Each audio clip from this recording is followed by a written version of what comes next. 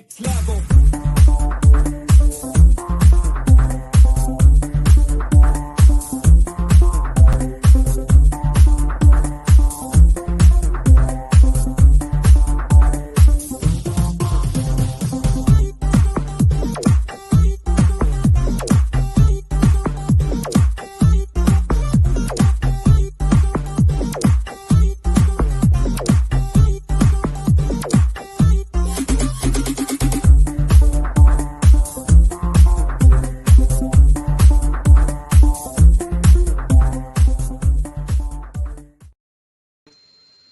Hello, hello, good morning, good afternoon, good evening, wherever you are in the world. This is Coach Tiffany Parra, editor-in-chief of Phoenix Fitness Fanatics magazine.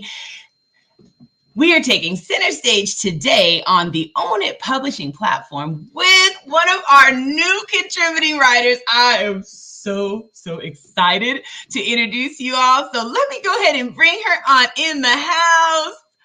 Good morning, Coach Abby. Oh my goodness, I'm so excited to have you on. Hello, I'm so excited too. Oh my goodness. So Coach Abby, please just share with our audience just a little bit about yourself, just who you are, where you're from, and just a little bit about what you do. Okay, my name's AB, as you can tell, AB Sheila Diete-Spiff, and I am a mother, grandmother, and great-grandmother. I'm from the United Kingdom, from London, with African parents, Nigeria, and I work as a coach in self-love, relationship, and transition coaching.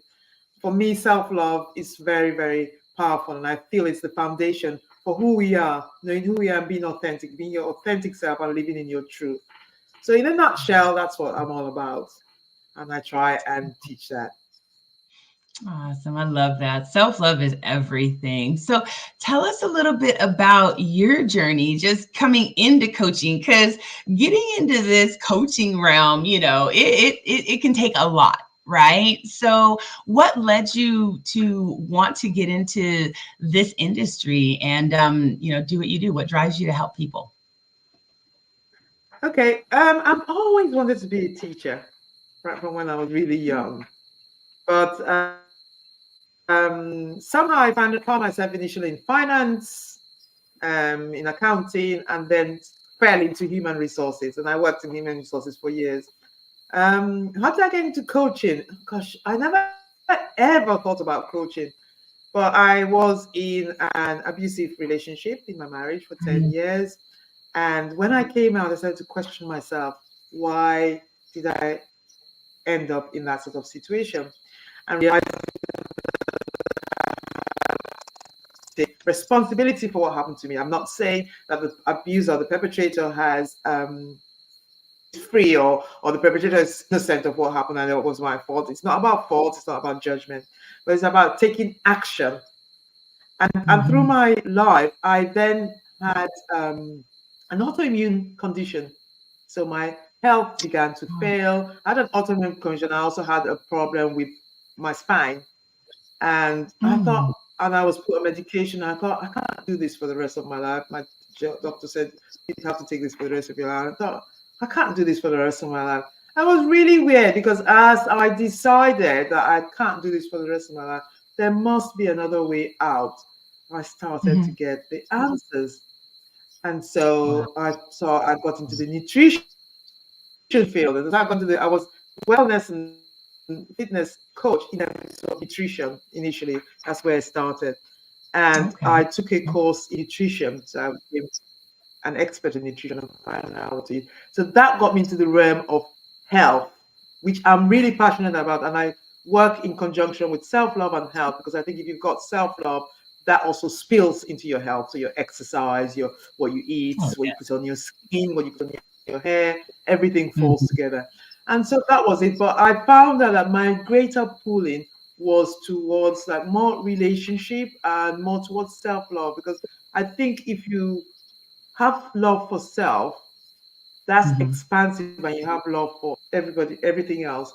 And if you have love for self, you have respect for self.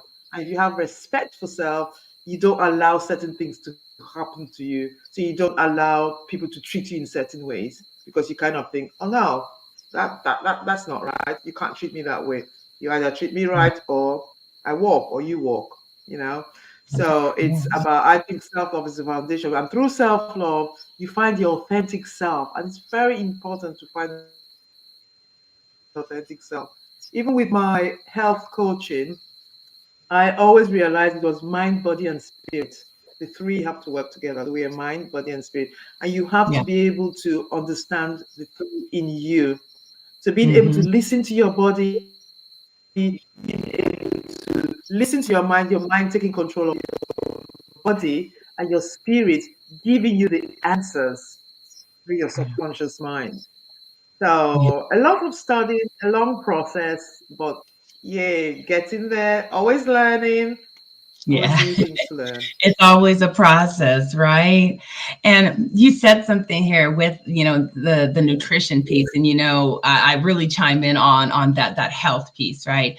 Because you're so right. That what you put in your body and what you do, what your routine is definitely a part of, that self-love. If you're going to give yourself a bunch of, processed nasty foods and things like that, what is it going to do? It's going to, after a while, make you sick, right? So I definitely feel that it does run, hand in hand. And like you said, that mind, body, and spirit, you have to have it. You got to have it here first in order for you to even get it together here. But first and foremost, you have to be connected to that spirit as well in order to just, find that purpose, behind it. So I love that.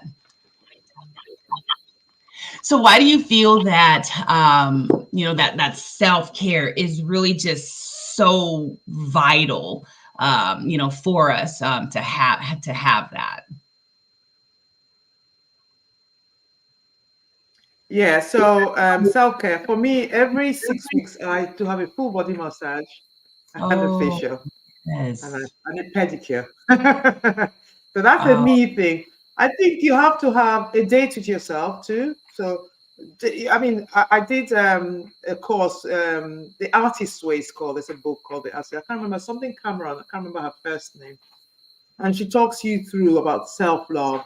And it's very important to have time to yourself. It doesn't have to be long, that can be 5 minutes. But I tend to maybe go to the theater, things I love to do, find out who I am. Because through my years of marriage and bringing up my children, I had to then redefine myself, find out who I really am, because I lost myself through those years, 40 years of being that. I completely forgot who I really am. And I think it's important not to forget who you are. So as a youngster, if you are a youngster, not like some of us, just remember that you need to take time out, a me time. And it's not being selfish, because being selfish is kind of more narcissistic, thinking about how you're going to from other people. No, but it's being able to equip yourself so that you can be of use. Because if you don't do that, what happens? And that happened to me. You get burnout after some time. You get burnout, and you might not be able to get out of burnout. So it's very important that you don't reach that stage of burnout. And self-care includes, for me, the exercise or the physical stuff, what you put in your body, what you put on your skin. I think the skin is something that we forget, that it's our largest organ, yeah. and anything you put on is also going inside. So if you put in things that, like a lot of us women wear makeup, and a lot of the makeup unfortunately have things that are not very good for us. So we have to be careful what we use. Personally, because everything is so small and I can't read. Actually, it's not that I can't read. I don't have the patience to read everything. I tend to make my own. And so I make my own body cream, my own deodorant. I can't make things like lipstick. But maybe I'll get to that stage at some point. But my own cleaning products too.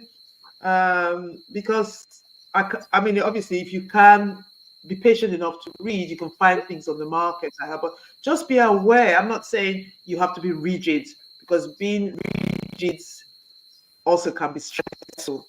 And you don't want, the last thing you ever want to do is to stress yourself out, because that's also counterproductive. So it's be Yeah. having, finding compassion for yourself.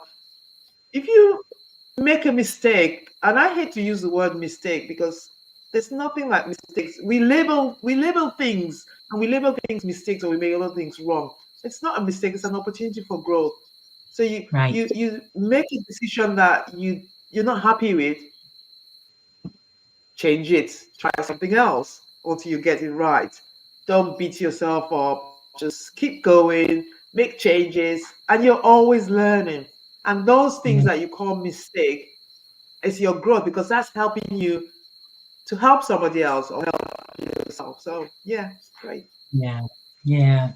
No, I love just taking that time for yourself. I love going out into nature and just grounding for a minute, Oh just yeah. going with everyone, putting my feet in the grass and just Oh, um amazing. and taking some nice cleansing deep breaths and just taking that time. It balances everything.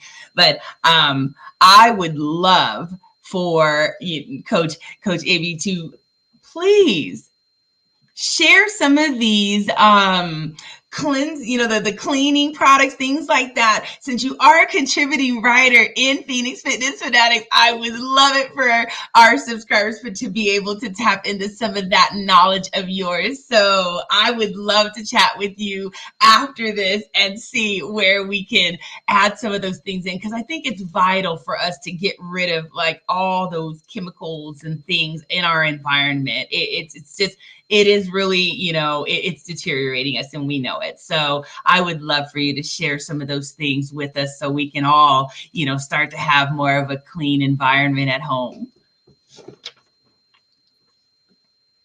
Yeah, yeah. Do you want me to share that now? No, I It's would really know. very. I'm talking about in the magazine. So Oh, let's just talk oh, about. great. Yeah. We've spoken before. We talked about that power of that subconscious mind, and the Yeah. different things that it does. So let's talk about that. Tell us a little bit about that. Okay. There's several amazing books on the market, and one of them being "As a Man Thinketh," "Think and Grow Mhm. Rich," "The Power of the Subconscious Mind." All those books, they're really amazing. But I think a lot of times when we read those books, we're reading them and we're not consciously reading them, because the subconscious mind, we are 95% subconscious and 5% conscious. So most of the time, our behaviors are dictated by what's in the subconscious. And sometimes what's in the subconscious comes, well, psychology says it's between 0 and 7 years old. I think it's before that.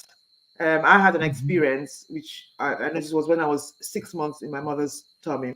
And sometimes, if you believe in past lives, which I do, sometimes I had one of my clients and he was seeing things and actually acting it out while he was in meditation, of things that had happened to him previously before he came to this earth. So there are things, because the body never forgets. It Mhm. never forgets what it has seen or what it has heard. So think about, like, my instance in my mother's tummy. I was like 6 months old, and I had the issue of the fear of rejection. And it's not that my mother rejected me, but I think because she had some traumatic experiences during the pregnancy for me, there were things running through her DNA, which in turn ran through my DNA. So I didn't know that was coming from there until I got into this state of mind, and I could actually see myself there in that womb. And so this is one of the things I do. So I go back into the past and then I help people release the trauma. You don't need to know what happened. You just need to be able to Mhm. release the trauma. And Right. yeah, so things run in our subconscious mind. And while you're sleeping, your subconscious mind never sleeps. Right. So if you think about a computer, so the mind is like a computer. The conscious mind processes 134, 134 I think it's thousand or bits per second, but the subconscious mind processes 2 million bits per second. Some people Wow. believe it's up to 9 million bits a second. There's just no comparison. So everything you've ever heard or seen is within you. So if you're not conscious, you don't realize. And I believe personally that everybody's your teacher. So when you get people coming to you, negative or positive, if I use negative because that's the ones we focus on for some reason. So somebody's coming to you and they're very aggressive towards you, and they're saying nasty things towards you. You're not excusing their behavior. They obviously have a problem which they need to work on, but that's not your business. So why is it that attraction is happening? Because we are magnetic beings and we attract what we are. So what you see is what you are. If you see somebody saying, calling you an idiot all the time, maybe deep down you are calling yourself an idiot, and that's why that person is in it. When you do that, so spirit talks to spirit. So that spirit is coming to you and saying, be aware, be more conscious, go within, find out what's happening. And as you start to change those things, it's really weird how it happens. It's like magic. As you start to change those things within, those people start to disappear. You kind of think, oh, where have they gone? I only see nice people. I only see people that are kind to me. I only see people that have, and you kind of think, but you've changed. So you are, it's vibration. So the law of vibration, which is part of the law of attraction, the law of vibration. So you vibrate these things out, and that's what comes to you. So we live in a world of polarity where opposites exist. So where you go dark, you have light. Where you have bad, you have good. Where you have pain, you have pleasure. And depending on what's inside is what you get. And it's a hard pill to swallow because you kind of think, because we're very judgmental of ourselves, and it's a no judgment thing. It's just more of an awareness and a growth. We all have a purpose in life, and we come here to fulfill that purpose. And if you don't know who you are or what's going inside, you can do that. So it's being aware and getting to that space. So simple, but not easy. Right. Wow. We all have, people call it shadow self. Some people call it a shadow self. Some people call it a blind spot. So just like your opposites exist in polarity, we all have the opposite side. So you might present as a good person, to a certain limit, the bad side might come out. And so sometimes you find that when you're with some certain people, you kind of think, I can't believe I said that. I can't believe I behaved that way. So that's your shadow coming out because of that situation. But if you're not aware that that's within, how can you stop it from happening? But when you're aware and you deal with it, so somebody is nasty towards you, you approach it in a completely different way that might change the other person. Or if it doesn't change the other person, you realize that that's a toxic relationship and I need to walk away. That's right. That's right. Wow. Well, we're going to go ahead and we're going to cut to a quick commercial break, and we'll be back with Coach Abby.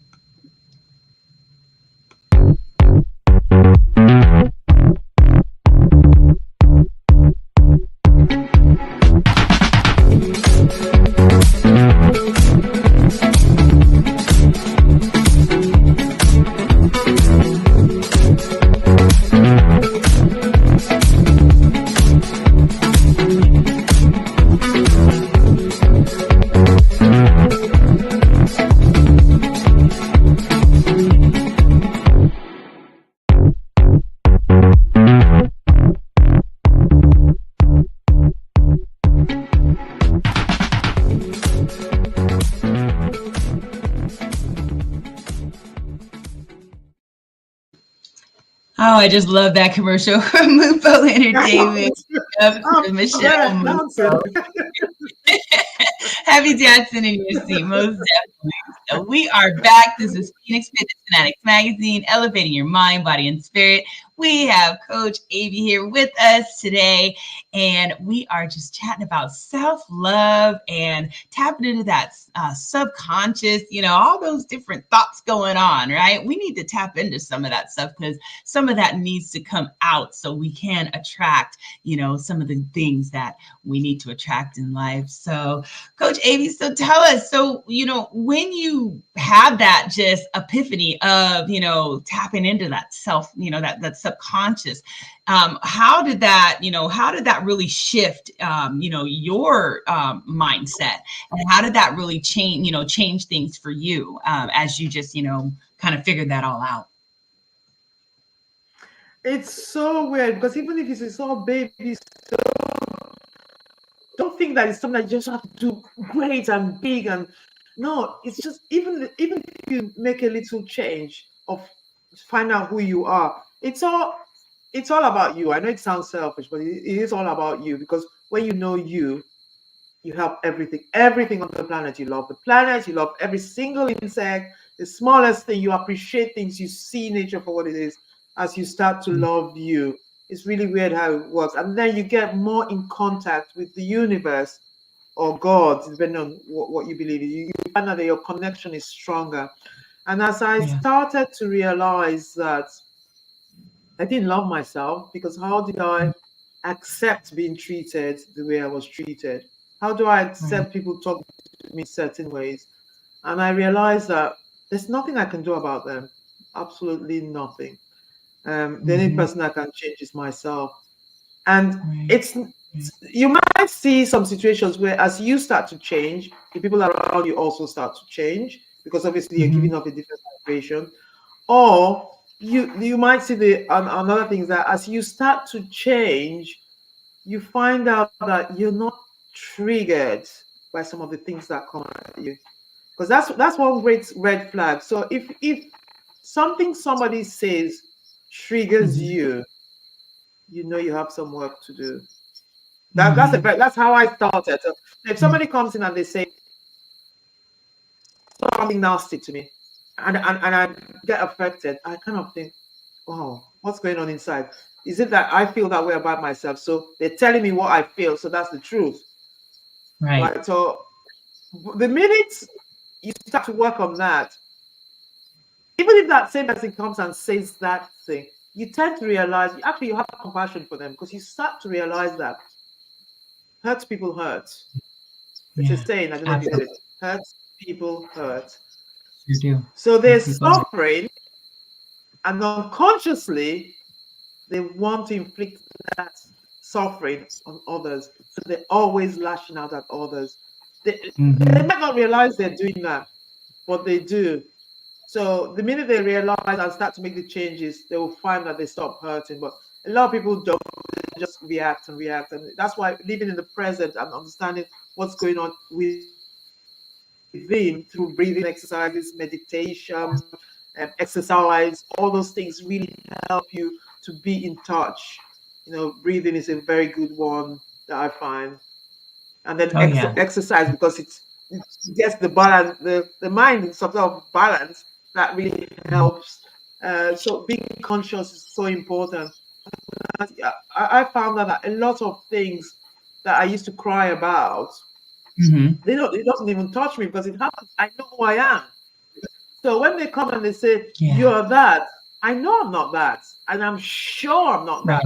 So it doesn't touch me. I can't think, okay, thank you for telling me. Thank you. I say, thank you. And then you walk away. And then either they stop or they think, well, I can't trigger this person anymore if they're narcissistic. I can't. So you don't feed them anymore. So they go away. It's like magic.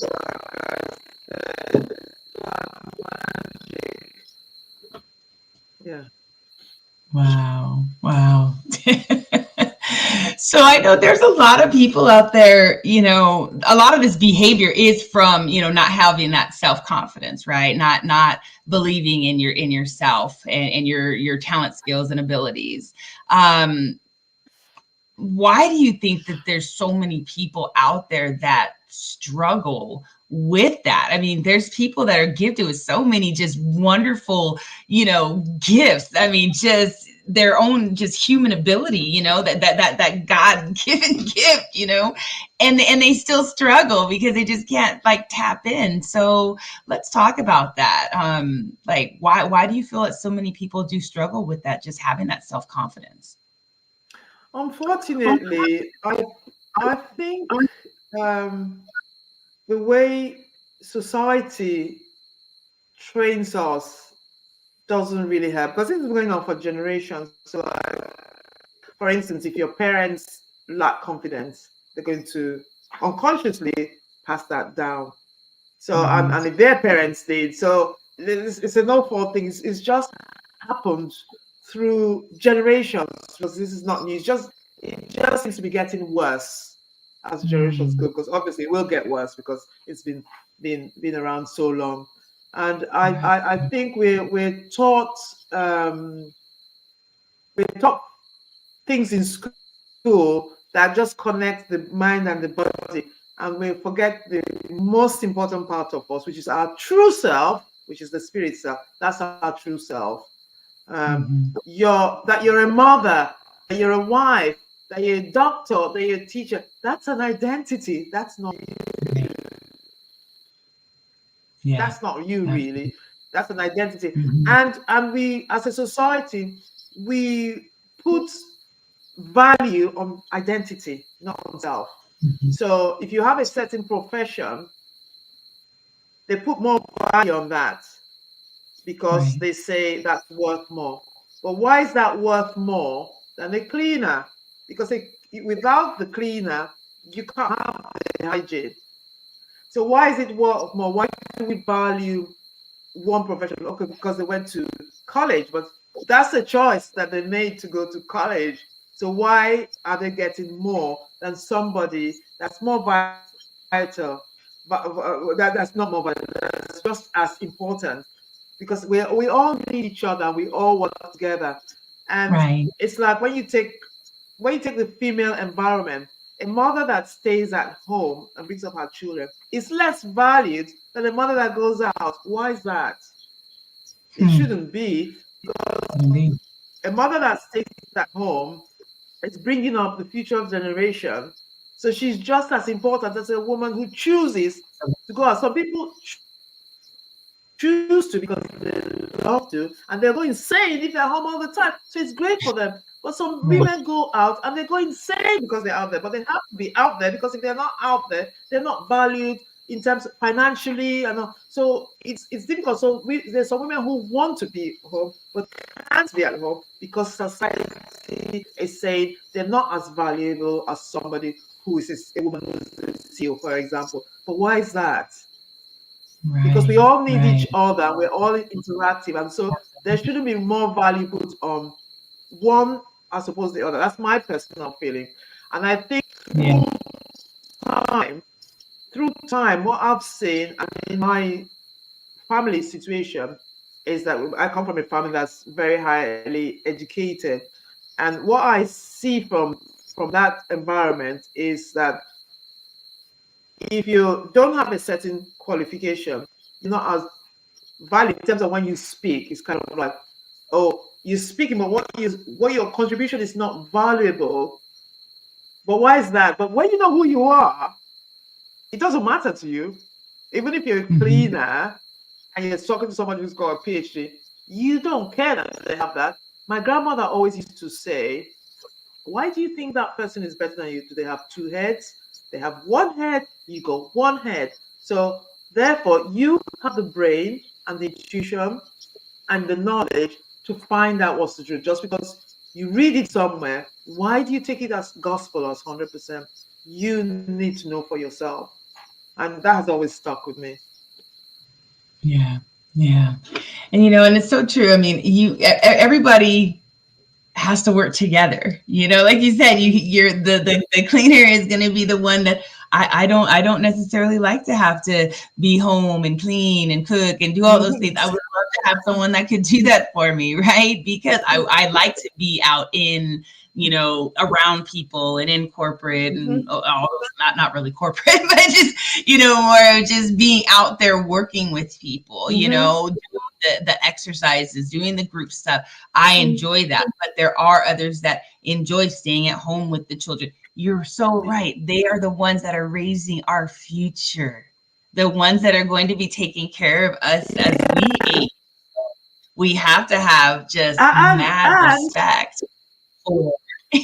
Yeah, and if you're a woman that likes to go out to work, you give the opportunity for somebody to come into your home to clean, Absolutely. for you to maybe mind look after your children for you. So you're giving the opportunity for somebody else to come in and do this stuff so that you can go out and do what you like. So we all work together as a community, and I think we've lost that community spirit. I think that's the missing link. We've lost that community spirit that we all need each other to be able to get to where we want to be. And I just wish. I mean, maybe I'm just a dreamer, but I always have been a dreamer. I just wish we could get we all work together, so we just have this life of happiness, which is what we all strive for. Yeah. That's right. We need to all work together. So that is the theme for today is, look, everyone learn to work together, because again, we all have so much to give in our communities and in each other's lives. So you want to tap into that most definitely. So Coach Amy, you know what? The time goes very, very fast on this show. We have already hit the 30-minute mark. So please share some words of wisdom, words of encouragement that our audience can take through and just, tap into. What's some words of wisdom that you can share today? Okay, my words of encouragement and wisdom are not a lot. It's just very simple, and that is start to love who you are, find out who you are, your authentic self, and compassion for yourself, so important. Don't beat yourself up. You say you're trying to lose weight and you eat the wrong food. That's fine. Enjoy it. Start again. Try again. And you find out after a while, it becomes a habit. And you're kind of think, oh, I haven't done this for a week. Oh, wow, I haven't done this for a year. It becomes a habit. But when you beat yourself up and don't have compassion, you're struggling all the time and you're miserable. And stress is the worst thing you can do. As they say, stress is the biggest killer, and it is. It causes a lot of disease. So always remember, love for self is key. Yes. What a very, very great message. Love yourself, everyone. So, Amy, I want to thank you so much for joining us today and sharing a little bit about you to our audience. And I also want to thank you for being a part of the Phoenix Fitness Fanatics family. I am so excited for all the wonderful knowledge, wisdom you're going to be sharing. And again, I am looking forward to us tapping into some of those natural cleaning, things so we can really just get some of that toxic stuff out of our lives. So everyone, thank you so much for joining us today. We love you so much, and we will see you next time. Take care, everybody. Take care. Bye. See you next time.